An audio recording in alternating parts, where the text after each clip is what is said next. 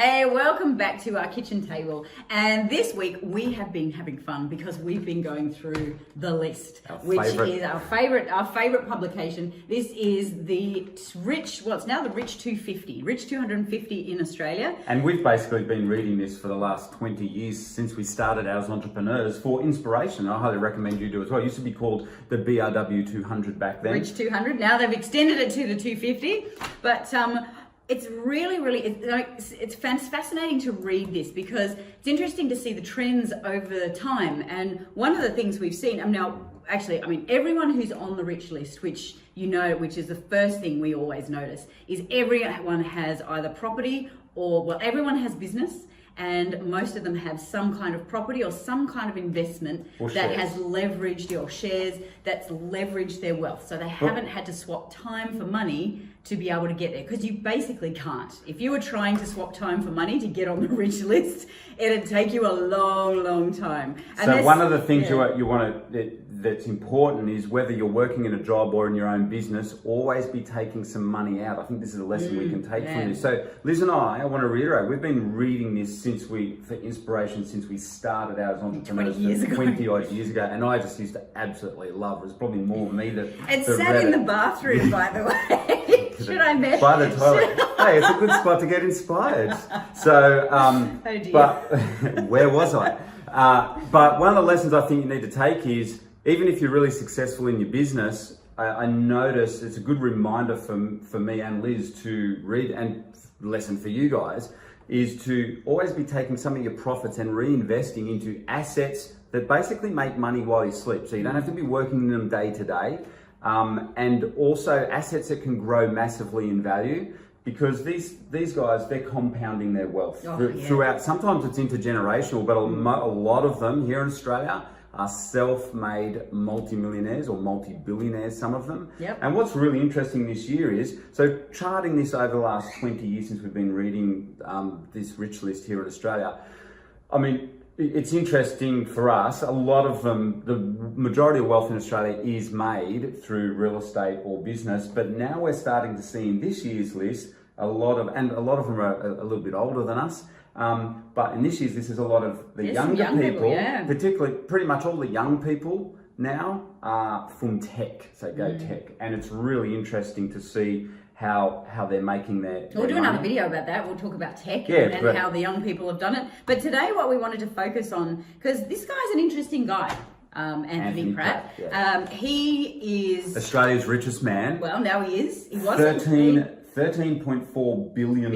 Which is probably nothing. If you're in America right now, that probably sounds like chicken feed. But over here in Australia, that's pretty darn good. But yes, he's had an interesting story, and he, of course, has the Vizzy, however you say it. Cardboard boxes. And guess who he's just done a deal with? Oh yeah. Of course. Amazon. So nice one. There's some really interesting things with Anthony, and I think one of the key ones is this idea of consistency. So 10 years ago, he wasn't the richest man in Australia. And he actually says, Liz, I'll read this out for us. You get your old I'll get my glasses on to show my age here. But he says, what keeps me motivated is my children and my legacy, which is awesome. And it's interesting, this is a bit, he says, but I also enjoy the process of building what I call the Sistine Chapel. It took 7 generations to build the Sistine Chapel. And it's like knitting.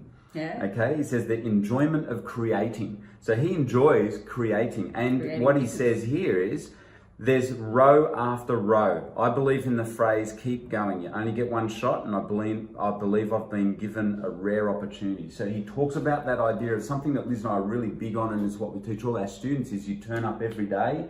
So you have a goal. Presumably he had a big goal, and you just turn up and like Anthony says, row after row, just keep going. Yeah, we have a saying, we love Arnold Schwarzenegger, and we have a saying from him. He just says, reps, just keep doing the reps and you'll get there.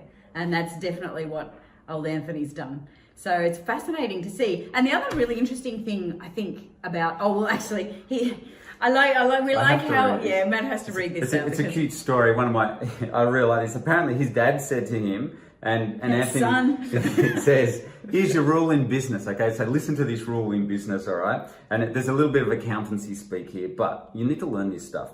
It says, his dad implored him not to let earnings before interest, tax, depreciation, and amortization, which is EBITDA, which is basically just your net profit out of your business. It says never let your net profit ever slip below $40 million per month. Okay, so pretty good rule to have in business. Let's all stick with that. Okay. That's actually pretty cool. Or more importantly though, this is a really interesting lesson from Anthony Pratt, Australia's richest man. Don't let your debt levels get too high. And he actually has enough, for those of you who are interested, he calls it the debt to EBITDA ratio. So just your debt to profit ratio. Never let it go above 2.97 to 1. Why 2.97? Three to 1. Basically. No, but he says 2.97 is, when it's an exact number, you'll remember it. Okay. So that's interesting. But yeah, and there's an interesting point from him. So basically, don't get into too much debt. Yeah, because he says debt is the only thing that can send you broke. Yeah. So really simple business rule, isn't it? And that's one of the rules that we've lived by in our life as well. Let's create this wealth and invest in assets as much as possible that are not going to send us into a place where we're overly in debt and on the edge. Because that means for a much happier life. Yeah, it means absolutely. that you're far less stressed about things because you're not in huge debt and freaking out that any little thing could tip you over the edge. So I think that's really smart advice, certainly from a man who's worth many billions of dollars. So I also think that like in summation, I guess, from when we read through this whole amazing magazine here, the thing that stands out to me is that idea of what Anthony's pointed out as well, is row after row, or like we say, just consistency. You know, sure, there's some people in here that have done it in the last 5 years through tech, but for the rest of them, it's just been about consistency, turning up. And making sure you're investing in assets that grow, make money while you sleep and grow. So very cool.